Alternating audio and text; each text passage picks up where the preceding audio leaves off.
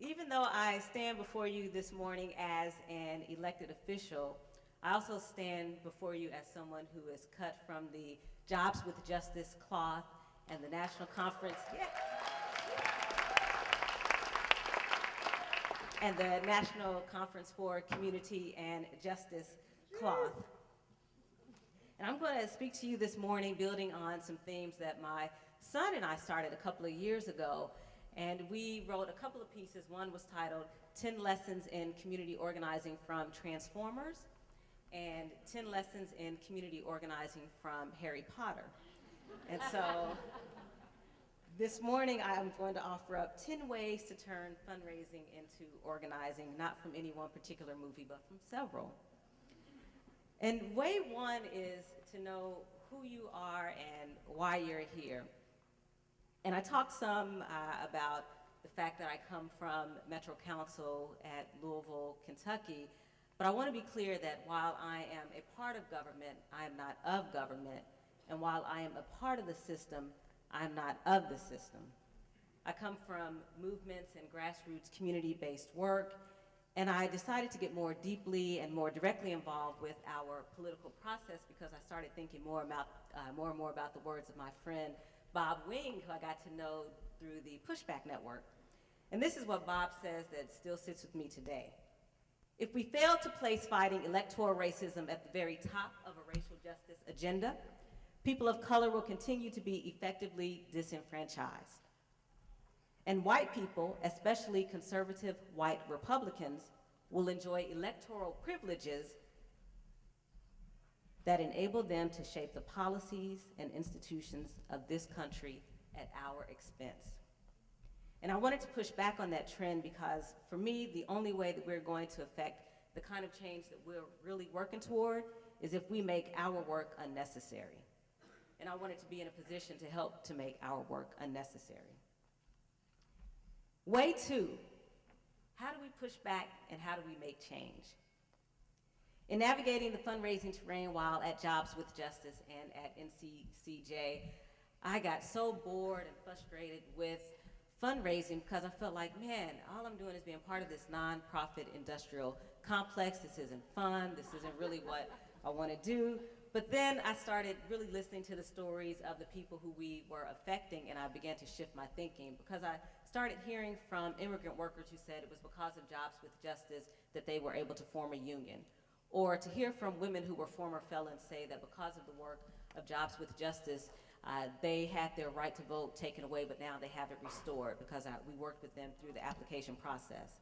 And so that is what made a difference with me when I started thinking about fundraising and really using the stories of and bringing with us to major donors the individuals who were impacted by our work. So it became less and less boring, but it was still a little bit mundane. Way three, fundraising is organizing and organizing is building power. When we talk about building a base of educated, informed, and active individuals, that takes money. We need money for the buses and the vans to transport our folks to the state capitol. We need money for the child care. We need money for the flyers. In other words, if I'm not being clear, we need money.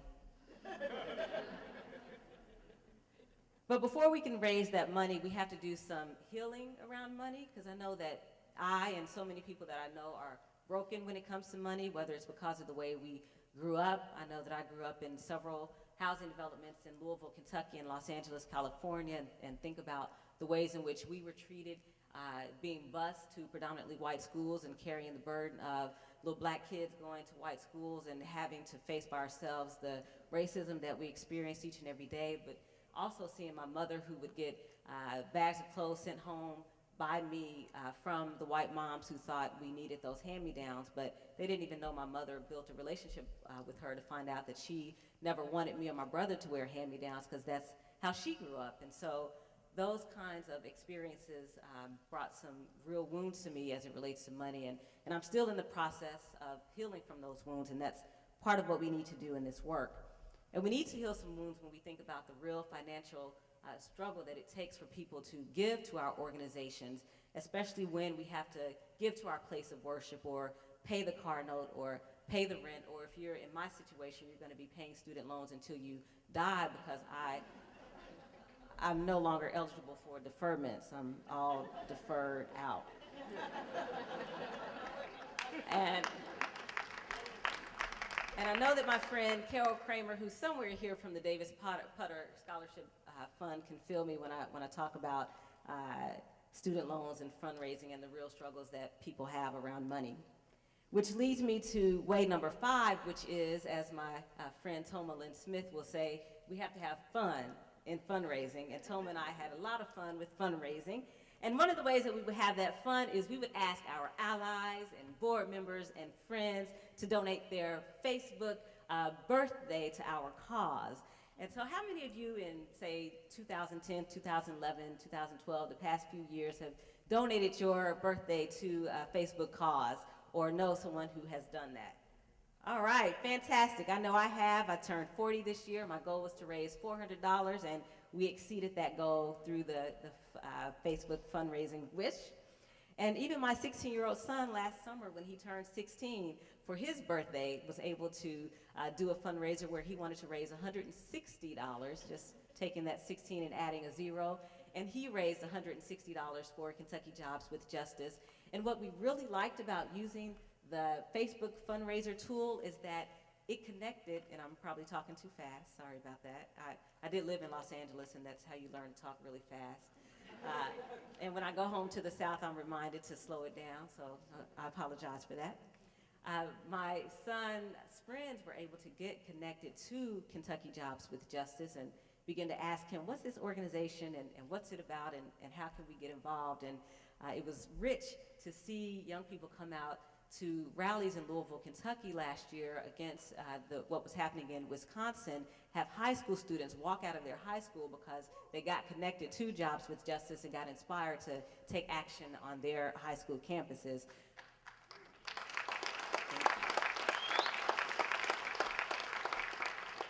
Thank you, because of something as simple as my son saying, you know what, I'm going to do a Facebook fundraiser because my mama told me to.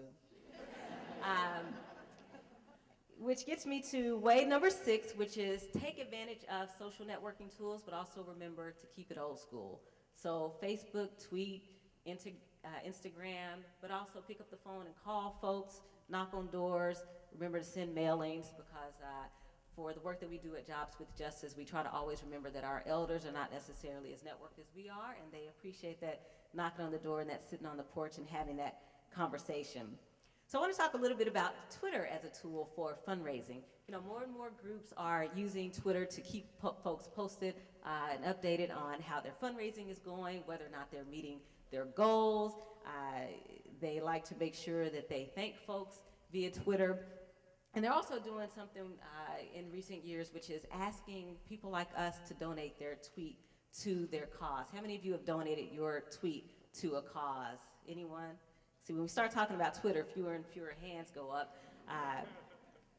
But I want to give a shameless plug, Ryan Lee, and make sure that folks know to use the MFOM12 hashtag if you're on Twitter, so folks who are missing out this weekend get to follow what's happening here this weekend.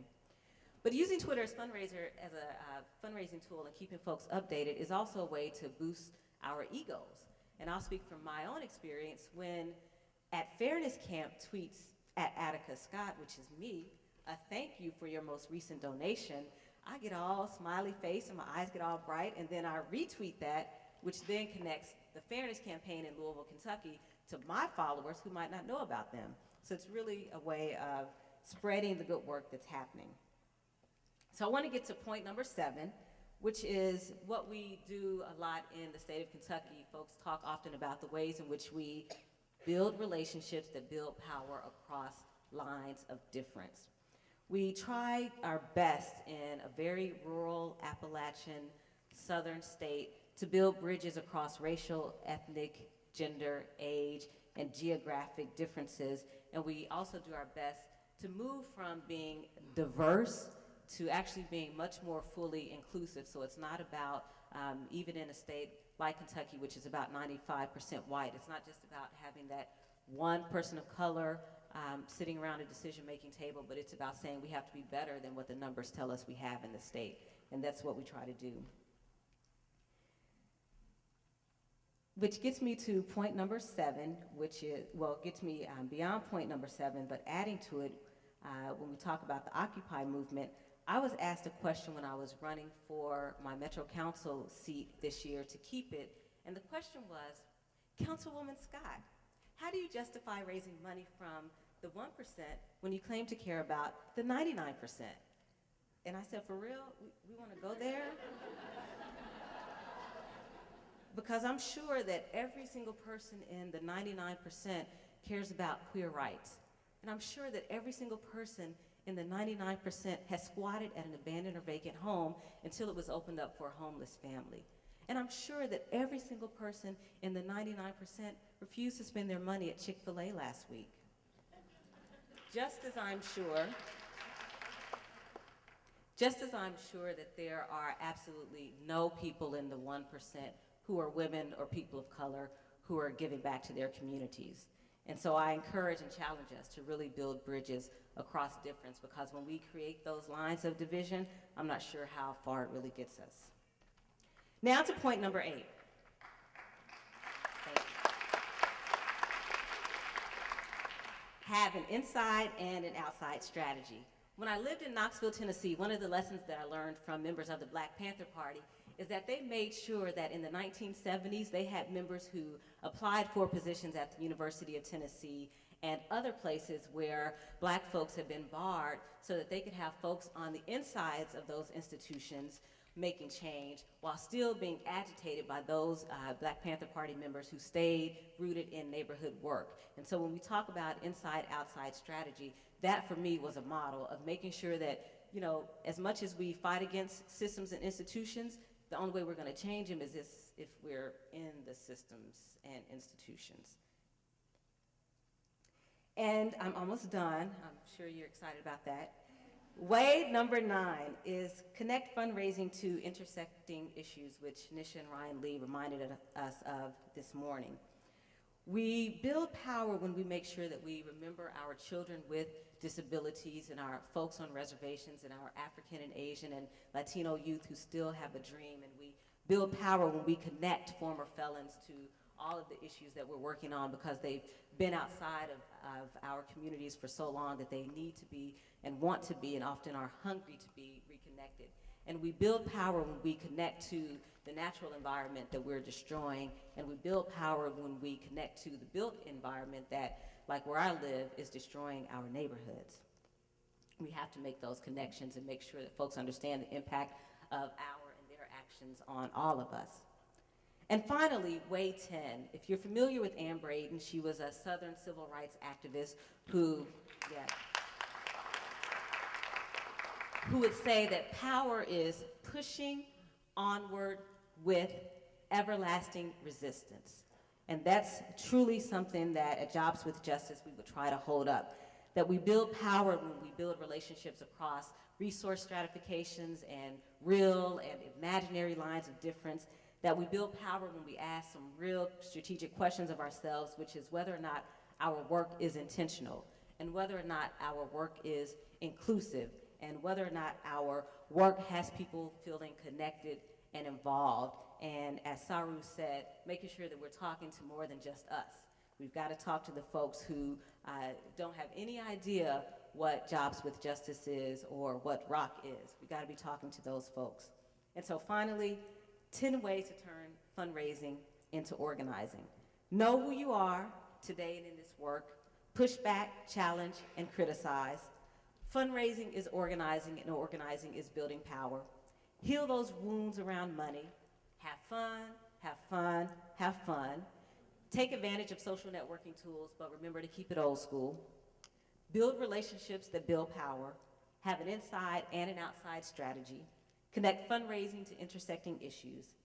Push onward with everlasting resistance. Push onward with everlasting resistance.